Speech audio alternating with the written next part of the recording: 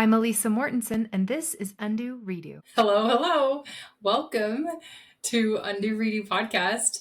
Today we're going to talk about people who have you sideways. I'm laughing because I just did a horrible intro and I'm hoping this one goes better. Let's talk about them, shall we? You know, the people who say things that shock you. The ones who can ruin your whole mood just by being there, honestly. They say those exact things you wish they wouldn't say.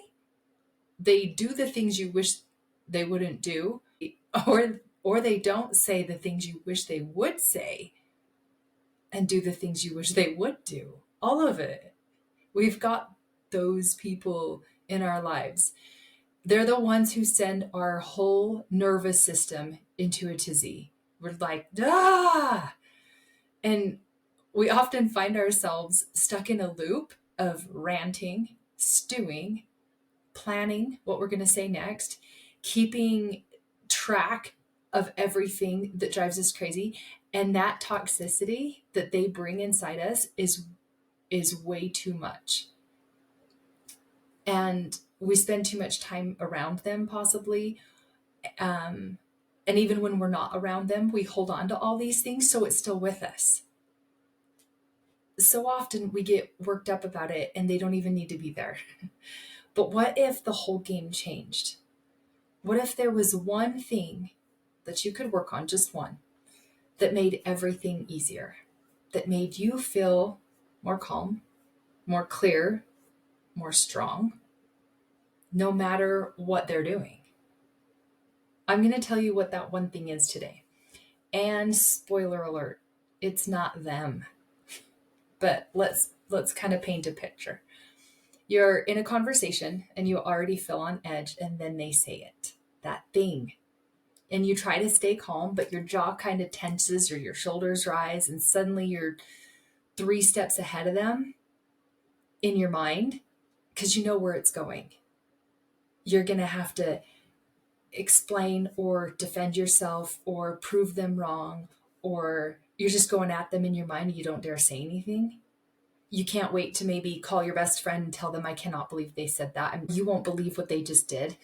And you walk away from that feeling drained, like a loss of energy, irritated, maybe a little resentful, because maybe you promised yourself last time that you weren't going to let them get to you, but they did. Or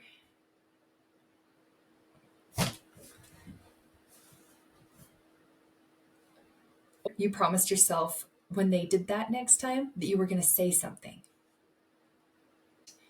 Maybe you knew the kind of energy that you were in and that you weren't going to say anything or do anything appropriate at that moment. Anyways, whatever the case may be, right?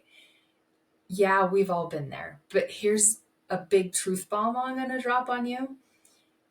The moment we start planning to show them, teach them, tell them, like we build a case against them, we've already abandoned ourselves. That's why it feels so icky. We've crossed this invisible boundary, not the one they've crossed, but the boundary we've crossed inside in that moment is one of, I know better than to get sucked into this. Like, we really all know better. But that version of ourselves that joins in the drama and gets kind of sucked into it. And honestly, sometimes we match their negative energy like a pro. Let's be honest. And the worst part is admitting that we ended up doing exactly what they're doing. We're complaining. We complain. We're getting pettier than them.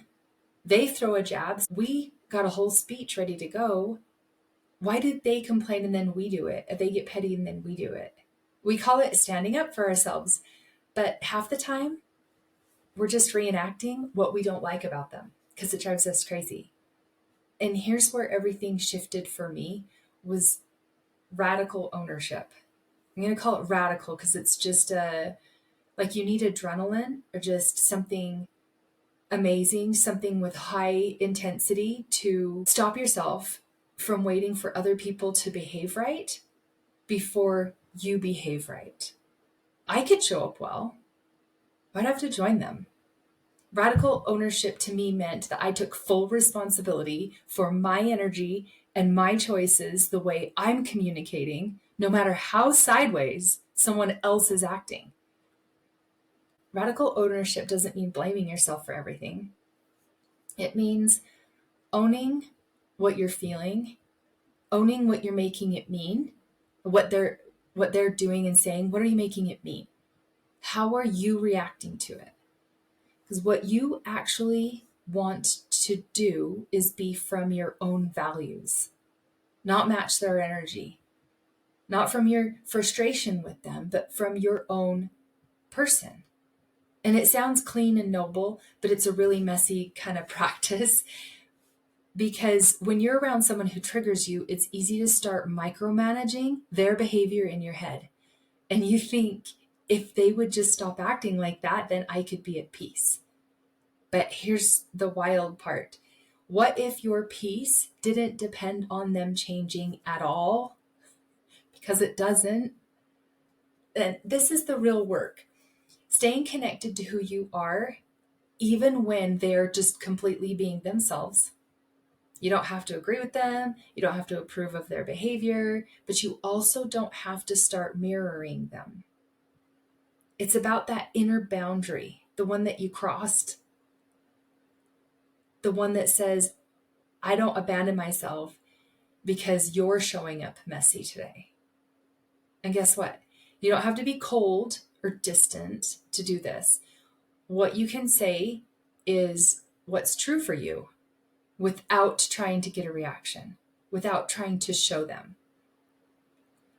You can let your honesty matter without trying to teach them. You can offer a clear message that says something like, here's where I stand, here's my highest priority, here's what I value, here's what I'm going to do. And it feels like I'm here for me and for you, and I don't need to change you for me to stay in my peace. I'm here to cooperate because we work together, live together, have, are a part of something together. But I can stay in my peace while you're a mess. And maybe you find that there's no shared concern between you and this person. Maybe it's just not there. That's okay too. It doesn't mean you can't stand in your own peace, in your own place, and keep showing up very clearly with your own integrity. Okay, so let's lovingly call ourselves out for a second. Have you ever found yourself venting about someone being dramatic while you're being super dramatic about it? Or criticizing someone for being negative while you're totally being negative in the process? We all do it, right? We're over here judging the judgers. We're fighting the fighters. We're controlling the controllers. It's kind of hilarious when you think about it, because we become very angry and we're trying to escape, but we're also bringing it. But that's why this work is so empowering, is because once you see it, you can shift it. And you can pause and ask, am I about to become just like them? Someone I don't want to be just because who they are being right now? All right, I want to wrap up the frustration, confusion, and reactivity. You didn't know how to show up without it. Silencing yourself to keep the peace or exploding to be heard isn't the answer. But now you have a third option, one that says, I'm going to do what I plan on doing. I will stay in my values. I will maintain the peace and calm I would like to. I will speak honestly. I don't join energy that doesn't reflect who I want to be at this time. And that is the kind of radical ownership. That is leadership. That is peace. It's also magnetic, because when you stop adjusting yourself to fit others' chaos, you give them permission to adjust to your calm. That's good news for leaders, for parents, for caregivers, because when you stop adjusting yourself to their chaos, they have the opportunity and the permission or the invitation to adjust to your calm. Isn't that amazing? You can show them what's possible. We don't need to lose our minds all the time. Without trying to change them, you just adjust yourself, and that is exemplified in you. And it invites other people. It's an option now. It's on the table. So today, take kind of a mental inventory. Where have you been shifting, shrinking, adjusting yourself, snapping to match someone else's mess, or just carrying that mess of theirs with you, even when they're not around? And what if that was the only thing, the one thing you had to work on? Not fixing them, just finding you again, maintaining who you are, letting go of those things and showing up really big. Because when you stop abandoning yourself, you will feel better. When you get out of their head and out of their story and out of their day and get into your own, that will be there for yourself when you're with the difficult ones, the ones who have you sideways. If you want to know what this looks like for you in your situation, I do complimentary consults. So get on a call with me and we'll chat about your next best move and get you to have a plan of feeling relief and hope and start implementing these things immediately. All right, go to connect.elisamortensen.com and check it out. Get on my books. Okay, talk to you next week. Bye.